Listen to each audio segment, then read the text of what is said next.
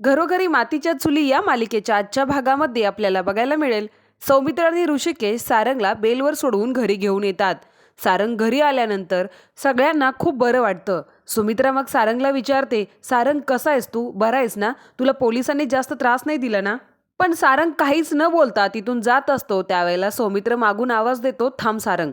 त्यावेळेला सारंग म्हणतो, काय करू थांबून, तू कशाला थांबू, तुम्ही सगळे मिळून मला प्रश्न विचारणार, सहानुभूती दाखवणार, चर्चा करणार आणि मला हे सगळं नकोय. तेव्हा सौमित्र म्हणतो, तुला चर्चा करायसाठी नाही थांबवत आहे, मला सगळ्यांशीच एका महत्वाच्या विषयावर बोलायचंय. इतक्यात जानकी म्हणते, म्हणजे काय झालंय? त्यावेळेला सौमित्र म्हणतो, काही नाही, सारंगला बेलवर आणलंय, पण काही डॉक्युमेंट्स आहेत ज्याच्यावर मला सारंगची सही लागणार आहे आणि काही डॉक्युमेंट्सवरती सारंगची सही लागणार आहे म्हटल्यावरती सगळेजण खूपच घाबरतात. सारंग तर खूपच घाबरलेला असतो. सारंग म्हणतो, नाही नाही, मी आता कशावरच सह्या नाही करणार, सह्या म्हटलं तरी माझ्या छातीत आता धडधड व्हायला लागले, मी आता कसल्याच सह्या करणार नाही. मग सुमित्रा विचारते, सौमित्र कसले पेपर्स आहेत ते? त्यावेळेला सौमित्र म्हणतो, ह्यावर असं लिहिलंय की सारंग रणदिवे बँकरप्ट झालाय. आणि सौमित्रने असं म्हणल्यानंतर सगळ्यांना खूप मोठा धक्का बसतो. तुझ्या नावावर ना कुठली प्रॉपर्टी आहे, ना तुझ्याकडे सोनं नाणं आहे, ना तू कुठे नोकरी करतोस, ना तुझ्या नावावर कुठली कंपनी आहे, असं लिहिलंय याच्यावरती. आणि मग सौमित्रने असं म्हणल्यानंतर सारंगला पण खूप मोठा धक्का बसलेला असतो. जानकी ऋषिकेशला म्हणते, ऋषिकेश काय आहे? त्यावेळेला ऋषिकेश म्हणतो, हो बरोबर आहे. तर सारंग चिडून म्हणतो, अरे तू काय बोलतोयस आणि मी याच्यावर सह्या करू? आता आधीच मी कर्ज बुडवा सिद्ध झालोय, लाचार झालोय, आणि आता याच्यावर सह्या करून मी भिकारी आहे हे जग जाहीर करू का? तेव्हा सौमित्र म्हणतो, हो, जर तू हे नाही केलंस तर तुझ्या नावावर जे जे काय आहे ते सगळं ते घेऊन जातील, तुझ्याकडे जे जे आहे, जी प्रॉपर्टी आहे त्याच्यावर जप्ती येईल. सौमित्र म्हणतो, आपल्याकडे हा एकच पर्याय आहे, तू बँकरप्ट झालायस हेच आपल्याला दाखवावं लागणार आहे.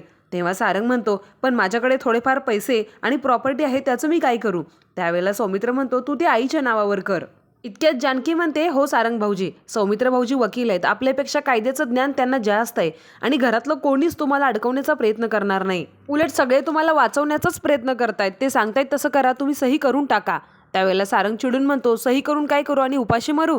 तेव्हा मग जानकी म्हणते, उपाशी कसं मरणार आहे तुम्ही? ह्या घरातली माणसं तुम्हाला उपाशी मरू देतील का? हे घर तुमचं आहे, घरातली माणसं तुमची आहेत, असं काही होणार नाही तुमच्या बाबतीमध्ये, आम्ही सगळेजण तुमच्याकडे लक्ष देऊ, तुमच्या ज्या बारीक सारीक गरजा आहेत त्या सुद्धा आम्ही सगळेजण बघू, पण सही करा. इतक्यात अवंतिका म्हणते, हो सारंग भाऊजी, तुम्ही सही करा, आम्ही सगळे आहोत तुमच्यासोबत, तुम्हाला जे हवं ते तुम्ही वहिनींना सांगा, आम्हा सगळ्यांना सांगा, आम्ही कधीच तुम्हाला का कशासाठी हे विचारणार नाही. आणि मी हे तुम्हाला तुमची वहिनी म्हणून नाही तर एक वकील म्हणून सांगते की तुम्ही या कागदपत्रांवरती सह्या करा, तसं नाही केलं तर तुमच्याकडे जे आहे नाही ते सगळं त्या सावकाराच्या घशात जाईल. एवढं सगळ्यांनी सांगून सुद्धा सारंग त्या पेपर्सवरती सह्या करायला तयार नसतो. त्यावेळेला सुमित्रा म्हणते, सारंग सही कर, अजून कसला विचार करतोयस तू? हा विचार तू त्यावेळेला करायला पाहिजे होतास ज्यावेळेला तुला सयाजीरावांनी सह्या करायला लावल्या होत्या, तू सही कर. आणि मग सारंग पेपरवरती सही करायला लागतो.